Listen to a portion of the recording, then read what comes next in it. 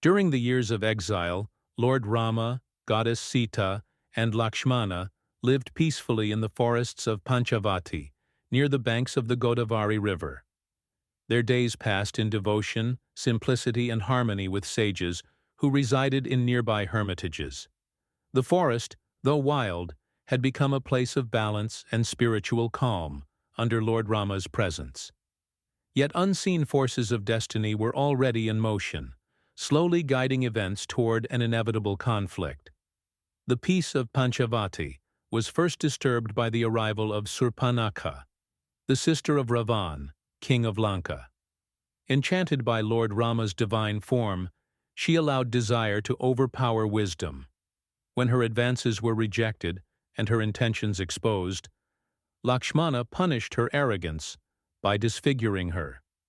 Humiliated and burning with rage, Surpanakha fled into the forest and made her way to Lanka, where she poured her anguish into Ravan's ears. Surpanakha described Goddess Sita's unmatched beauty and painted Lord Rama as a mere forest-dwelling ascetic who had dared insult their lineage.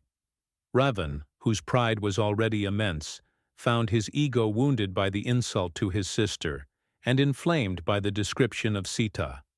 His desire to possess what belonged to another and his hunger for vengeance merged into a single dark resolve. From that moment, Ravan decided to abduct Goddess Sita, unaware that this act would lead to his destruction. To execute his plan, Ravan sought the help of Maricha, a rakshasa who had once faced Lord Rama's arrows and survived only by divine mercy. Though Maricha sensed the doom awaiting Ravan, fear of his king outweighed wisdom. He agreed to assist in the scheme that would lure Lord Rama away from Sita. Maricha assumed the form of a magnificent golden deer, radiant and enchanting, unlike any creature seen before. His form shimmered as if woven from celestial light, adorned with silver spots and gem-like eyes. He wandered near the hermitage, ensuring that Goddess Sita noticed him.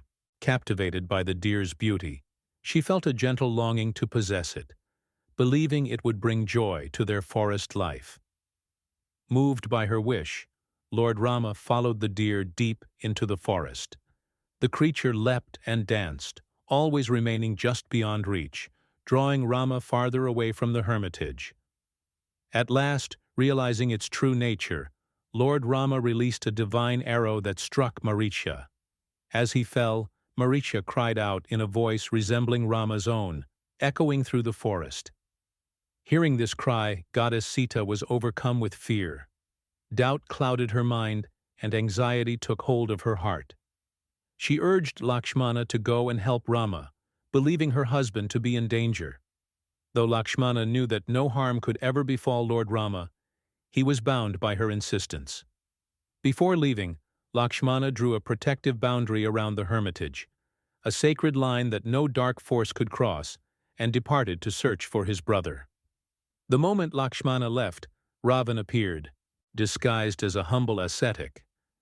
Draped in saffron robes and carrying a begging bowl, he approached the hermitage, feigning weakness and hunger. Goddess Sita, guided by compassion and unaware of the deception, stepped beyond the protective boundary to offer alms. In that instant, Ravan revealed his true form. His disguise vanished, and the mighty king of Lanka stood before her in terrifying splendor. He seized Goddess Sita and lifted her into his celestial chariot, rising swiftly into the skies. The forest trembled as the chariot moved northward toward Lanka, carrying with it the fate of worlds. As Ravan flew over the forests and mountains, Goddess Sita cried out for help. Her ornaments slipped from her hands and fell upon the earth below, leaving silent markers of her path. The aged vulture, King Jatayu, witnessing the abduction, rose into the skies with fading strength. Driven by righteousness, he challenged Ravan and fought fiercely to rescue Sita. A terrible battle unfolded in the heavens. Though Jatayu fought with courage beyond measure, Ravan's strength proved overwhelming. With a brutal strike, Ravan shattered Jatayu's wings, sending him crashing to the ground. Mortally wounded, Jatayu lay awaiting the arrival of Lord Rama, determined to deliver the truth before his last breath. Ravan continued his flight and crossed the ocean to reach Lanka, the golden city protected by magic and power. Goddess Sita was taken to the Ashoka Vatika, a lush garden within the palace walls. There, she remained steadfast in her purity and devotion, refusing to submit to Ravan's desires despite threats and temptations.